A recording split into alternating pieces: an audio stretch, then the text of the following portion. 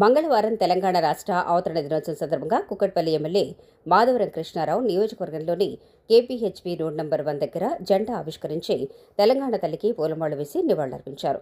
ఈ సందర్భంగా ఆయన మాట్లాడుతూ తెలంగాణ రాష్ట్ర సాధన కోసం తొలి ముఖ్యమంత్రి కేసీఆర్ గారు ప్రాణాలకు తెగించి పోరాడి తెలంగాణ రాష్ట్రాన్ని సాధించారని, ఎంతో మంది అమరవీరుల త్యాగాల ఫలితం నేడు వారి త్యాగాన్ని భావితరాలకు తెలియజేసే బాధ్యత మనపై ఉందని గుర్తు చేశారు. ఈ కార్యక్రమంలో మాజీ కార్పొరేటర్లు మందాడి శ్రీనివాసరావు, పగుడాల శిరీష, బాబురావు, కృష్ణారెడ్డి, ప్రభాకర్ గౌడ్, సురేష్ రెడ్డి, బీఆర్ఎస్ నాయకులు, కార్యకర్తలు తదితరులు పాల్గొన్నారు.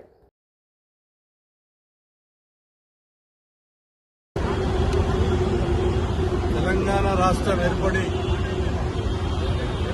సుమారుగా 12-13 సంవత్సరాలై గతంలో ఆంధ్రప్రదేశ్తో విడిపోయినటువంటి తర్వాత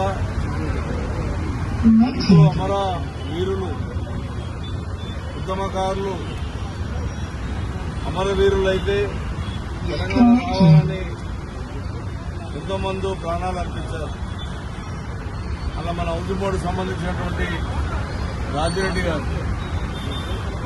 గారు, శ్రీకాంతాచారి గారు, ఎంతోమంది, వందల మంది మన తెలంగాణ కావాలి, తెలంగాణ రాష్ట్రం వస్తేనే బాగుపడుతుంది.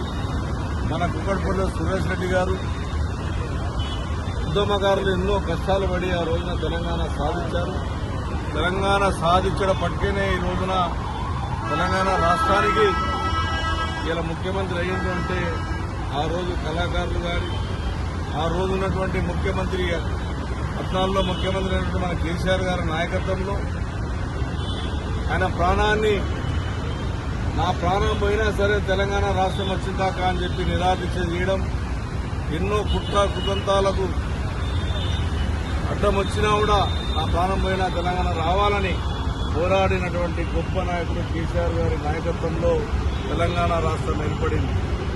ఆ రాష్ట్రం ఏర్పడినందుకే ఇవల్ల తెలంగాణ రాష్ట్రంలో ఒక రైతు బంధని, ఆడపిల్లల కళ్యాణ లక్ష్యమని, ఇవాళ సెక్రటరీలు కానీ, కలెక్టర్ ఆఫీసర్లే కానీ, ఇవాళ బ్రిడ్జులే కానీ, ఇంటింటికి మంచినీరే కానీ, ఇవాళ రైతు మందే కానీ ఎన్నో కార్యక్రమాలు తెచ్చినటువంటి, దేశంలో ఎక్కడ లేని స్కీములు తెచ్చినటువంటి గరుడు నాయకుడు, గొప్ప నాయకుడు కేసీఆర్ గారి ఆధ్వర్యంలో జరిగింది.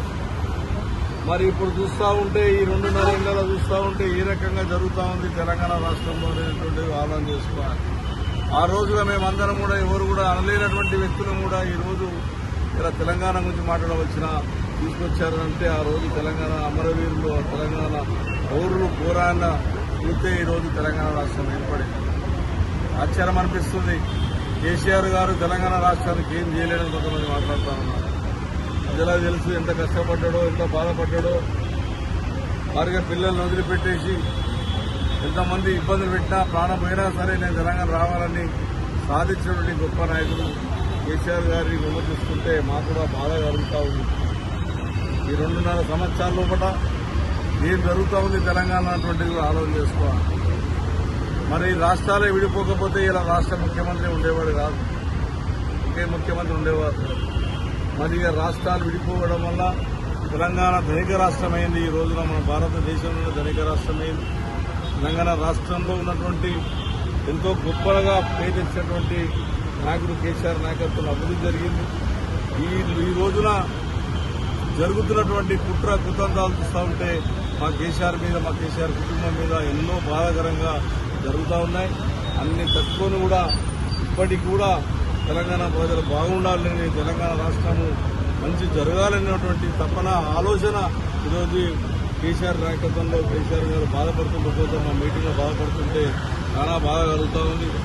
ఈ 2.5 ఏళ్లలో జరుగుతున్నటువంటి దశం ఎట్లా జరిగింది, ఏ రకంగా జరుగుతూ ఉందన్నటువంటిది ఆలోచన చూస్తూ ఉంటే ఆ 10 ఏళ్లలో జరిగినటువంటి అభివృద్ధి తప్ప, ఈ 2.5 ఏళ్లలో మాటలు తప్ప చేతలు ఎక్కడ కనబడట్లేవు.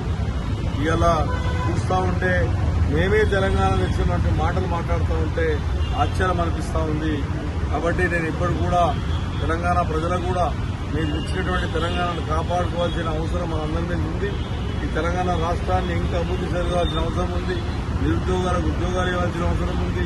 ఉద్యమకారులకు ఆ రోజున కాంగ్రెస్ పార్టీలో మేము 300 గజాలు ఇస్తామన్నారు, 25,000 పింఛన్లు ఇస్తామన్నారు. వాళ్ళకు కూడా ఇవ్వాలని మేము డిమాండ్ చేస్తా ఉన్నాం ఈ రోజున. మరి అటువంటి కార్యక్రమం ఏదైతే ఉద్యమకారులకు కానీ తెలంగాణలకు మాట ఇచ్చారో కాంగ్రెస్ పార్టీ మాట నిలుపుకోవాలని చెప్పి నేను తెలియజేస్తాను.